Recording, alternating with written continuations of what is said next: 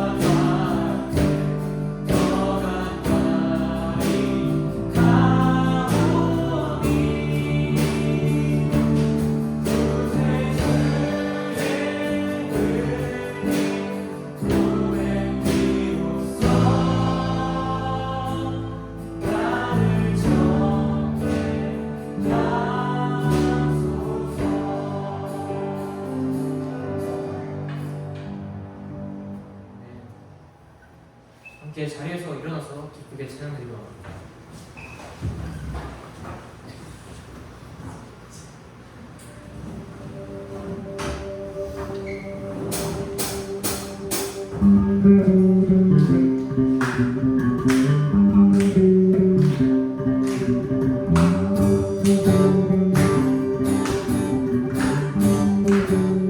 날 구원했으니 주 날 구원했으니 어찌 잠잠하리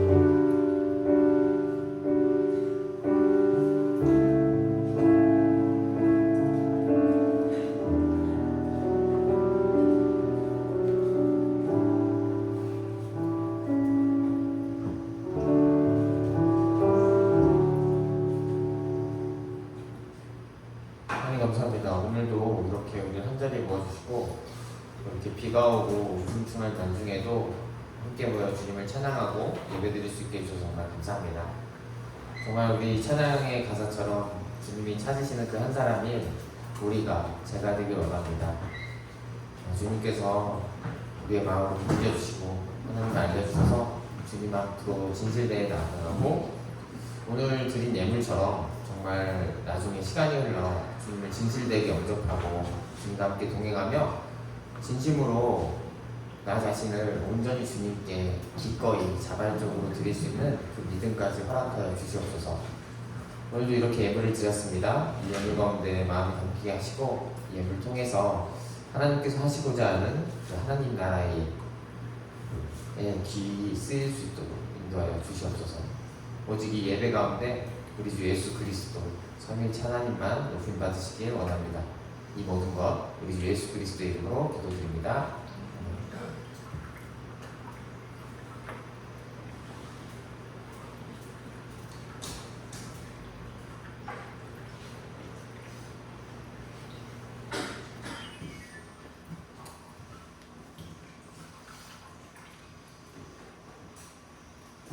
네, 반갑습니다 여러분. 오늘 2023년 7월 16일 청소년 예배 설교를 하도록 하겠습니다. 벌써 7월입니다 여러분. 우리 그런데요, 벌써 하반기입니다. 7월이면은 이미 반이 넘어갔죠? 여러분. 그래서 오늘도 우리 계속해서 보는 것처럼 예레미야 5장의 말씀을 좀 살펴볼까 합니다. 먼저 번갈아가면서 읽을게요. 제가 먼저 읽겠습니다.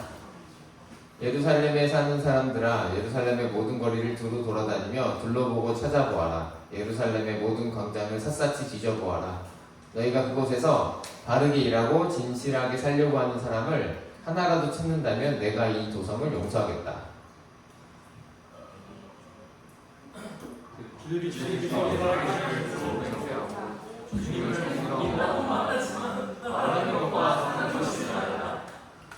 주님께서는 몸소 진실을 찾고 계셨습니다.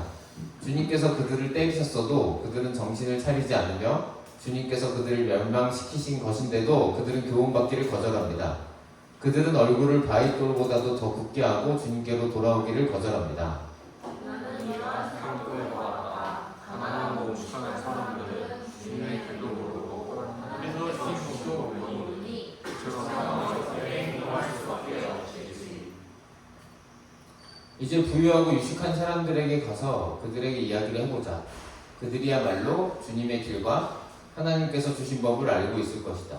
그러나 그들도 한결같이 고삐 풀린 망아지들이다. 멍에를 부러뜨리고 결박한 끈을 끊어버린 자들이다. 그러므로 사랑하시고 주셔서 그들을 돌아들여주사 사망의 불과 그들을 찢어주시옵소서.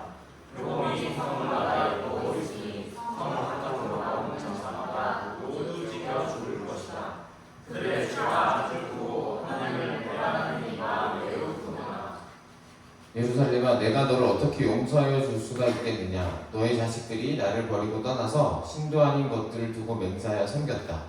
내가 그들을 배불리 먹여 놓았더니 그들은 창녀의 집으로 몰려가서 모두가 음행을 하였다. 그들은 자의 집으로 영성할 성말과 지으셔서 각기 이웃의 아내를 항해하여 울고 죽는다. 함께 읽겠습니다. 이런 일을 내가 벌하지 않을 수가 있겠느냐? 나 주의 말이다. 이런 백성에게 내가 보복하지 않을 수가 있겠느냐? 네. 자, 오늘은 하나님의 마음이라는 제목으로 함께 말씀을 나누고자 합니다.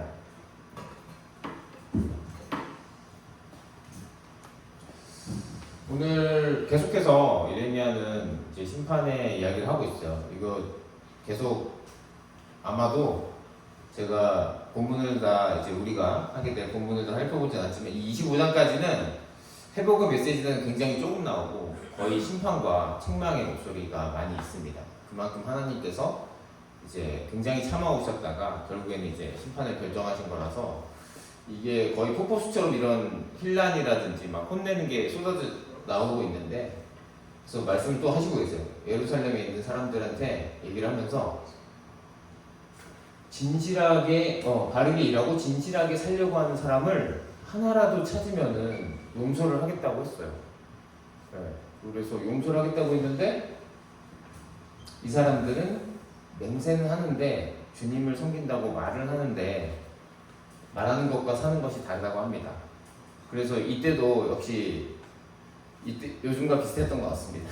우리가 저를 포함한 우리 한국 교회가 뭐 한국 교회뿐이 아니라 이제 교회에서 외쳐지는 그런 메시지와 우리의 삶의 그런 행동과 이런 것들이 많이 불일치하는 부분이나 부족한 부분들이 있어서 뭐 뉴스에 나오는 부분도 있고 그래서 뭐 완전 이단도 있지만 그 중에는 이제 정말 기독교도 있어요. 우리 개신교도 있기 때문에 그래서 책망을 많이 받죠. 너희들 어떻게 사랑을 얘기하면서 그렇게 사냐 이렇게 얘기하면은 좀 할 말이 없는 게 사실이죠. 물론 우리가 잘하고 있는 부분도 있지만 부족한 부분도 있기 때문에 근데 이때도 비슷한 것 같아요. 그래서 주님께서 하나라도 찾으면은 용서를 하겠다고 하셨는데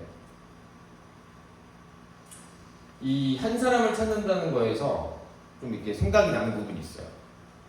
소돔과 고모라입니다. 소돔과 고모라의 이런 것들을 그림으로 옮긴 건데 유황불이 떨어지고 심판을 받는 장면인데요.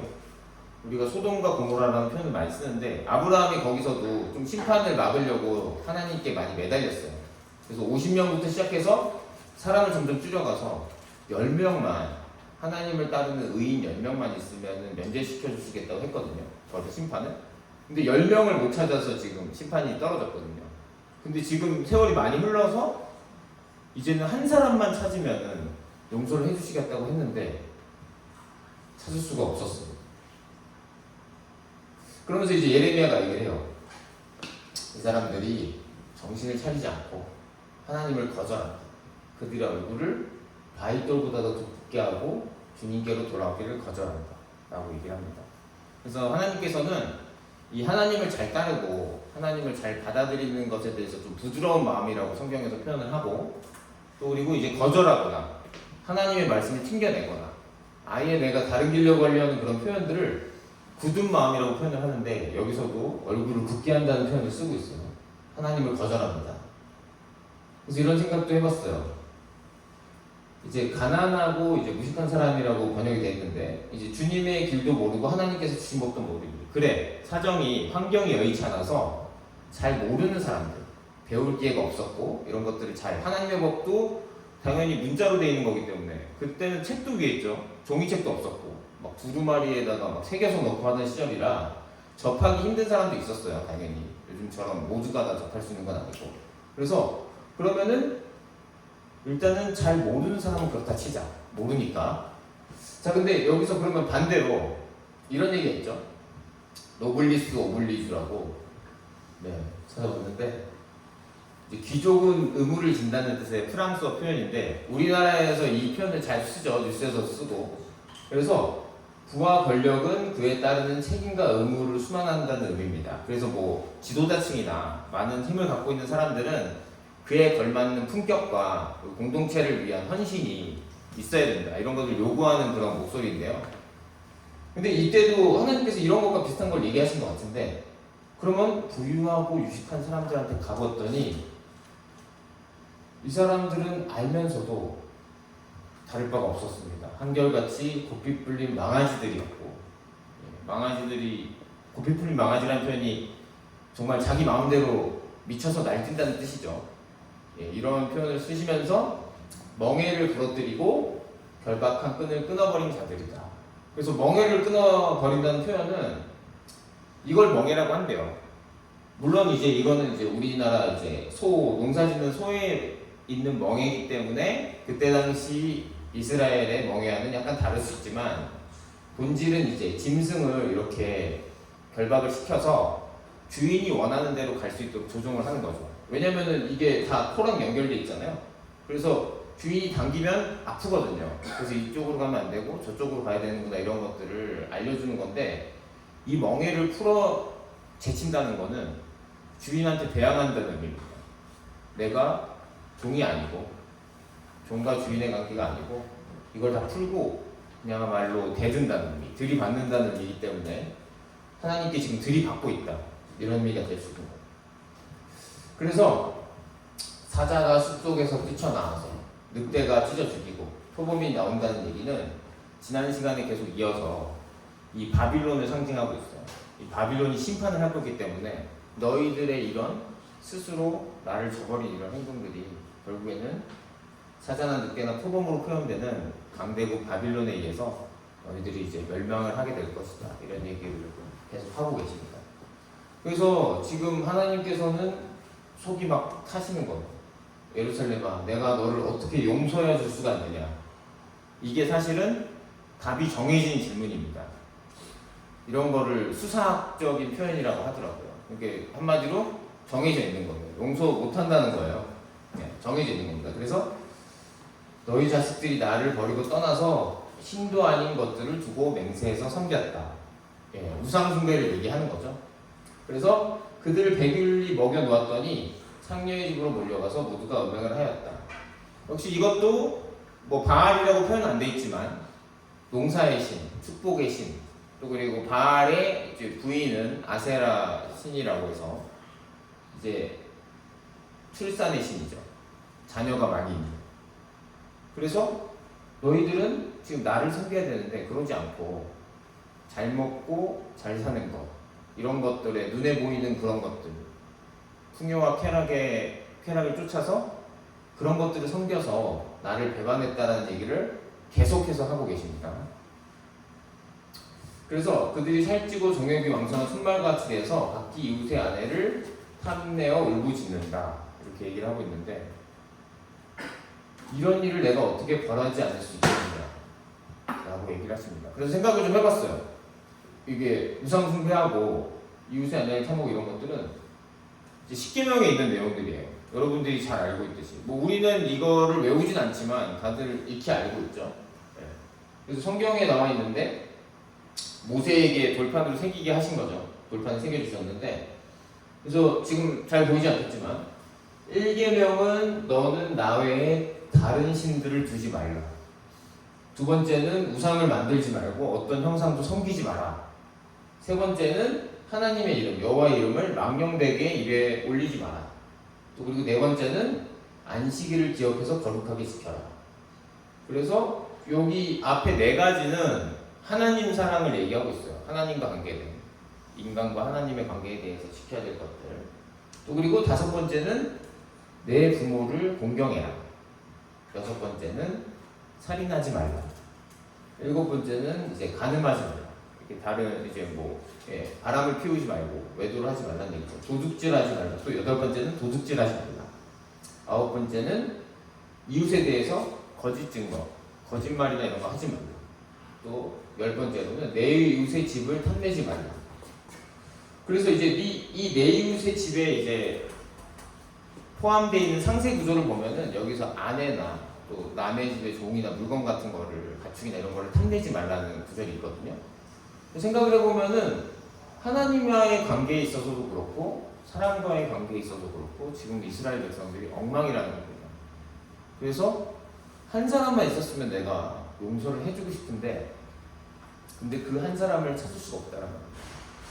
그래서 하나님께서는 이거를 그냥 한 사람이라도 꼭 찾으면 내가 진짜로 용서를 하고 싶은데 그럴 수가 없는 마음이 잘 표현이 되어 있습니다. 그리고 사실은 그런 마음이 결국에는 예수님을 자기 하나뿐인 아들을 우리에게 주셔서 우리를 용서하시고 다시 받아들여 주신 거기 때문에 예수님을 통해서 그런 것들이 확정됐다고 볼 수 있겠죠. 그래서 이 십계명을 하나로 요약하자면 하나님 사랑과 이웃 사랑으로 요약을 할 수 있거든요. 그래서 하나님과의 관계가 잘 되어 있는 사람들은 이웃과의 관계도 원만한 겁니다. 이웃을 사랑할 수 있는 거예요. 또 근데 사람과의 관계만 휘둘려서 사람에만 너무 집중하다 보면은 하나님과의 관계가 틀어질 수도 있지만 어쨌든 하나님께서 원하시는 거는 하나님과 올바른 관계를 잘 이뤄서 주위에 사람들과도 사랑하면서 지내고 또 그리고 우리 공동체 안에 포함된 사람뿐만 아니라 다른 이방 사람들도 함께 사랑하면서 살으라고 그렇게 얘기를 하고 있는 거예요. 자, 그래서 하나님의 마음은 이렇게 너희들이 벌을 저질렀으니까 싹 다 이제 없애버리겠다 이런 마음이 아니고 항상 함께하고 싶은데 자꾸만 나를 거절하고 내가 온 우주의 주인인데 나 말고 다른 신을 섬기고 이런 것들에 대해서 책망을 하고 계신 거죠. 그래서 참다가 지금 심판을 내리기로 작정을 하셨는데 그래도 70년 뒤에 회복이 되죠. 또 그리고 궁극적으로 예수님을 통해서 우리를 회복시키시죠. 그래서 이게 차치 구약 성경을 읽다 보면은 야 이거는 좀 심해도 너무 심한 거 아니야? 다 죽이라고 하시고 이렇게 좀 하나님께서 그냥 툭하면 화가 나셔서 이렇게 처벌을 내리신다고 오해할 수가 있는데 긴 맥락으로 읽어보면은 특히 신약까지 합쳐서 다 읽어보면은 구약만 봐도 그래요. 하나님께서는 용서하시고 싶어 하세요. 되돌리고 싶어 하시고 그런데 하나님께서 온 우주의 왕이시고 주인이기 때문에 이분을 배반한다는 것은 반역죄입니다. 제가 예전에도 말씀드린 적이 있지만 왕이 있는 왕정 국가에서는 사실은 영모를 깨하거나 왕에게 반역을 하면은 사실 죽는 것이 당연한 거죠. 근데 이제 우리는 지금 현재 민주주의 사회이기 때문에 그런 문화적인 맥락은 좀 안 받아들여질 수는 있지만 성경에서 얘기하는 것은 왕이 있는 국가예요. 왕국입니다. 왕국. 그래서 왕이 모든 권력을 가지고 있는 나라를 얘기하기 때문에 이 부분을 한번 생각해 보면 좋을 것 같아요. 그래서 오늘 생각해 볼 것이 뭐냐면은 여러분들이 살면서 뭐 남들이 잘못을 하고 친구든 뭐 가족이든 이게 용서를 어느 정도까지 해준 적이 있나 그런 기억이 있으면은 얘기해도 함께 나누면 좋을 것 같고요. 그리고 반대로 지금 돌이켜 생각해 보니까 내가 좀 용서를 받았던 것 같다. 굉장히 많이 이런 경험이 있으면 함께 나누면 좋을 것 같고요. 두 번째는 그렇게 잘 참다가 이제 폭발할 수도 있잖아요. 이게 오냐 해줬더니 이게 안 되겠다. 그래서 이거 잘 참았는데 내가 진짜 잘 참으려고 했는데 뭔가 머릿속에서 뚝 끊어지면서 이성을 잃는 경우가 있을 수 있잖아요. 네, 그래서 나눠주면 좋을 것 같고 또 반대로 또 얘랑 나랑 관계가 괜찮은 것 같았는데 갑자기 급발진을 하는 거야. 갑자기 버럭질로 화를 얘가 그럼 당황스럽잖아요. 그런 거 한번 나눠보면 좋을 것 같습니다. 그래서 여러분의 삶의 이야기를 함께 이제 나눠보면 좋을 것 같고요. 자, 그럼 기도하겠습니다. 하나님 감사합니다. 오늘 하나님의 마음에 대해서 한번 생각해보는 말씀을 묵상해봤습니다. 주님께서는 한 사람만이라도 정말 진실되게 주님 앞에 나아오고 말로만이 아니라 정말 삶으로 살아내는 사람이 있다면 용서하시겠다고 하셨는데 안타깝게도 그 당시에 이스라엘에는 그런 사람이 없었습니다. 주님 그렇지만 결국에는 그들을 회복시키셨고 또 그리고 예수님을 통해서 우리를 회복시키셨습니다. 우리가 하나님의 마음을 알고 우리가 정말 주님께서 찾으시는 그 사람 될 수 있도록 주님께서 이끌어 주시옵소서. 또 그리고 끊임없이 용서하시고 끊임없이 우리를 사랑하시고 또 우리 영원토록 함께하고자 하는 주님의 마음을 우리가 알 수 있도록 인도하여 주십시오. 주님 이제 1년의 반이 지나가고 이제 방학이 시작될 쯤입니다. 우리 고3 학생들은 수험생으로서 입시가 점점 다가오고 또 그리고 지금은 취업을 위해서 열심히 준비하고 있는 친구들도 있습니다. 우리 학생들이 우리가 이렇게 진로를 준비할 때 해야 될 것들을 할 때 주님께서 힘을 주시고 잘 인도해 주셔서 주님이 원하시는 그 방향으로 나아갈 수 있도록 인도하여 주시옵소서. 이 모든 것 우리 주 예수 그리스도의 이름으로 기도드립니다. 네.